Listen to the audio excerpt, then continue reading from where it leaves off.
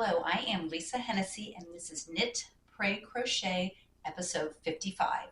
I did not tape last week because I was in Las Vegas last Monday. I was with my husband on a business trip, but I did get quite a bit of knitting done.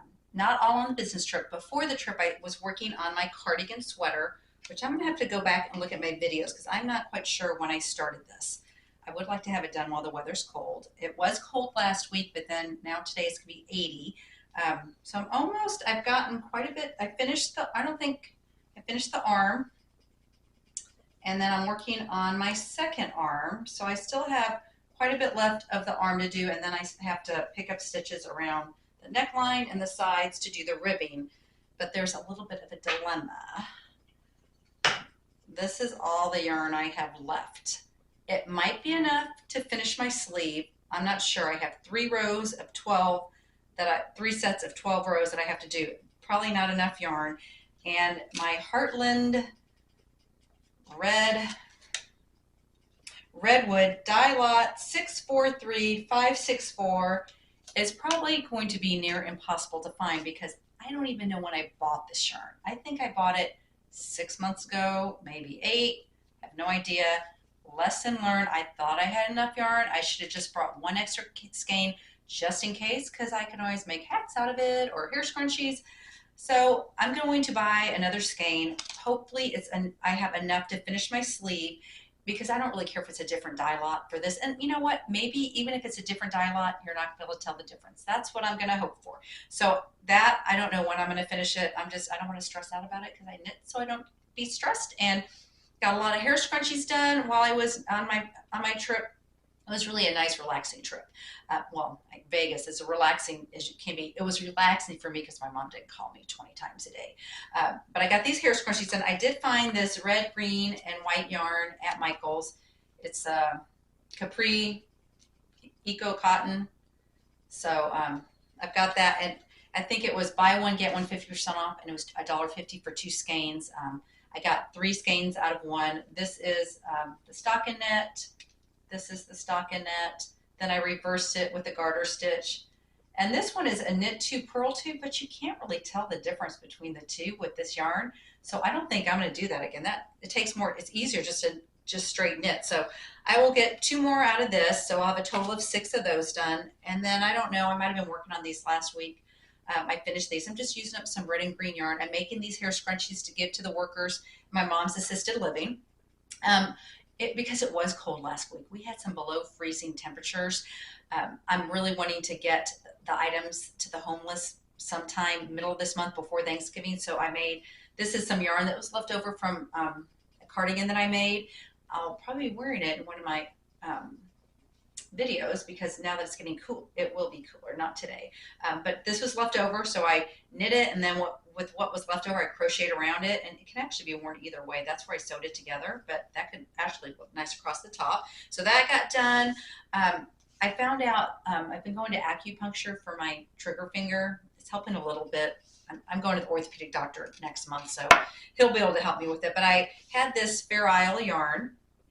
I got this at On the Lamb Yarn Shop in Grapevine. So I made this baby hat, and I thought, because the woman who's doing my acupuncture, she's pregnant and she's having a baby boy. So I wanted to make her a hat for a little boy, and I thought, wouldn't some baby booties look cute? Because this pattern is in my Knit Pray share book, and I also have a booty pattern. So the problem with making booties with this yarn, they're going to look so different because the way this yarn knits up. So I had this yarn left over. I don't even know what the name was. From Hobby Lobby, I had gotten on clearance, and this is just so pretty. Look at that. I go, oh, wouldn't the baby booties that are Knit Pray share look cute with this? So I knit one. This is the first one I knit, and then I knit this one, and they really look a lot different, but which is okay. But I thought I had enough yarn to make 2 more, so that I'd at least have 2 that look the same, and then I'd have another pair of booties I could donate. But I only got 3 booties out of it, and these 2 are going to go together, so that's going to go with this hat for my gift for the woman who's doing my acupuncture. And then I thought, I've got 1 booty left. When am I going to do this? And so I just thought about it, and I thought, I don't know, maybe I can make this into an ornament for a baby's first Christmas or something. I don't know. If anyone has ideas what to do with my lone booty, put it in my comments, because I'm not real sure. I guess I could tear it out and use it to do yarn bombing. I don't, but that just takes too much time. I want to be able to repurpose this somehow. So if you have any ideas, please let me know. And then with this, because I still have enough of this yarn, I found out yesterday that our church has adopted 2 Title I schools, and that's who we were making these children's hats for last year and this year. And then I found out yesterday we're actually adopted 3, and we are putting together Thanksgiving baskets with for Thanksgiving meals to deliver to these schools. So I thought I would really like to have these hats, as many of hats as we can, to deliver with that next weekend. And so I made this hat, and now I'm working on another hat. I just have the ribbing done, so I should have that done. And I probably won't, I'll take a picture of it because I'm hoping to be able to bring those when they do the deliveries next week. So anyway, that's everything I got done. All my knitting for this week. I'm really happy with what I accomplished. You know, I'm a little frustrated with my sweater, but you know what? It's going to be okay. It's going to work out. You know, it's going to work out. Worst case scenario, I have to buy some red dye and dye it so it all matches, right? That's worst case scenario. But I'd like to read my blog post from knitprayshare.com now, and it's called Being Alert. And the scripture is Matthew 24:42. Therefore be alert, because you don't know on what day your Lord will return. And that's the God's Words translation. But then if you read on I'm going to give you the New Living Translation, 42 through 44. So it says, so you too must keep watch, for you don't know what day the Lord is coming. Understand this. If a homeowner knew exactly when a burglar was coming, he would keep watch and not permit his house to be broken into. You also must be ready all the time, for the Son of Man will come when least expected. And so, you know, like I said, last week I had been out of town and my plane landed at 1:15 on Thursday. I had somewhere to be at 3 o'clock by the time we got home and everything unloaded. I had to run over to my mom's assisted living. I mean, I just hit the ground running. And they had something called Dementia Live. And what you do is it's a program where you put on these headphones and these special glasses and these gloves, and they try to give you instructions to complete tasks, but it's really hard to do because your mind gets all jumbled.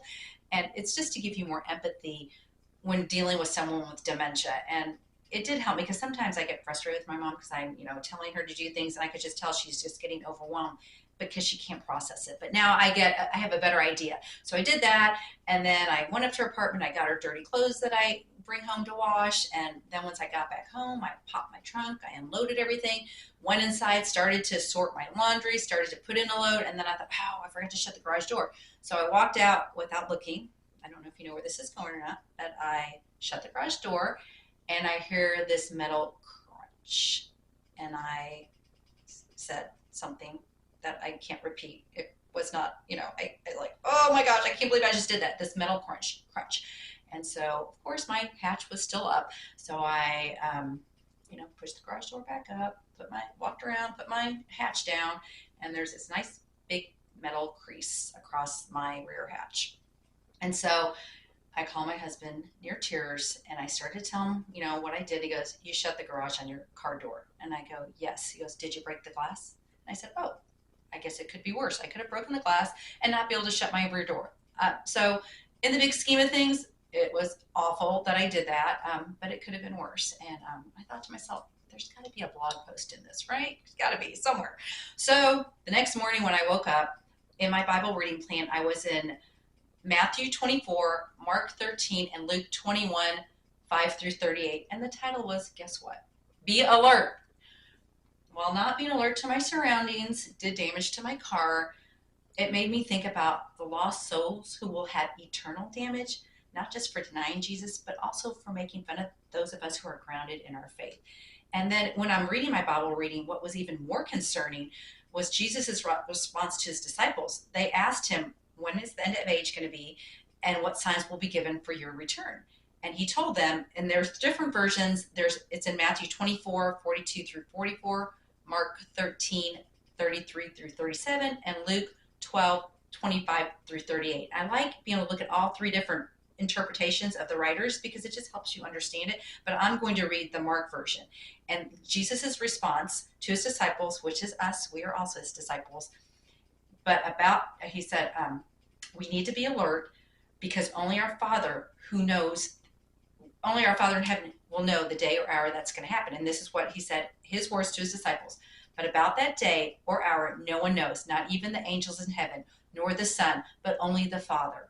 Be on guard. Be alert. You do not know when that time will come. It's like a man going away.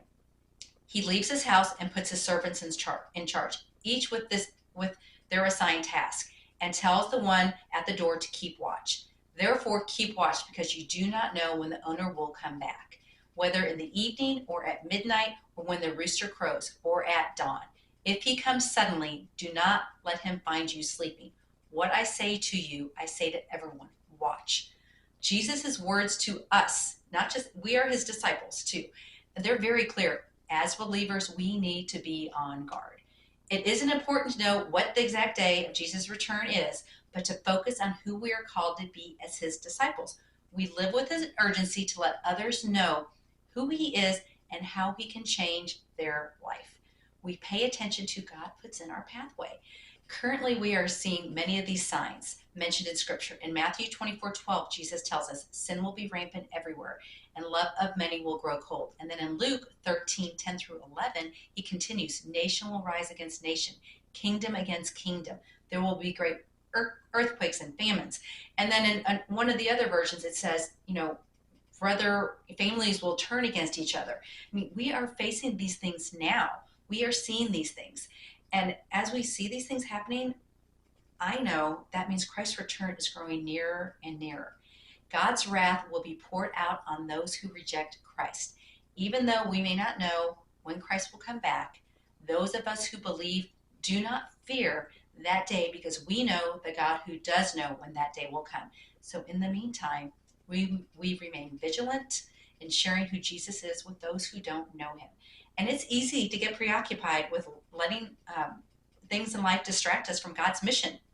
But now more than ever, we need to stay alert and ready and waiting for the return of our Lord and Savior. And while we're waiting, we just share the love of Jesus and let other people know what he has done for us. This is the most opportune time for us to be sharing. And, with me, this is the time of year to really be blessing people with gifts. They aren't surprised by you giving gifts in November and December. November, letting people know you're thankful. December is Christmas. So this is a perfect time for us, that those of us who knit or crochet or do any type of craft, to be sharing, praying over what we're making and sharing it with those people in our community, because we just don't know who might find Jesus. And in December, you invite them to church with you, put a little tag on your whatever you give them to let them know where they might be able to spend Christmas Eve. But I would like to end with my prayer now. Father God, forgive me when I let distractions keep me from being alert to your nudges. With morals and values declining in our society, I know how important it is to lead others to Jesus, so they will have time to repent and turn to you to receive eternal salvation. I ask for boldness to talk about Jesus with someone that does not know him. I lift those up to you who are living in fear with what is happening in our world. Lead them to your disciples who can tell them about the life-giving gospel that will save their lost soul. I pray these things in the mighty name of Jesus Christ. Amen. Thank you again for joining me for episode 55. If you like my video, make sure you give me a thumbs up. And again, just be praying for God to lead you to people. We need to live with an urgency to share the love of Jesus with everybody that God puts in our pathway. God bless you and have a great week. And I will see you for episode 56.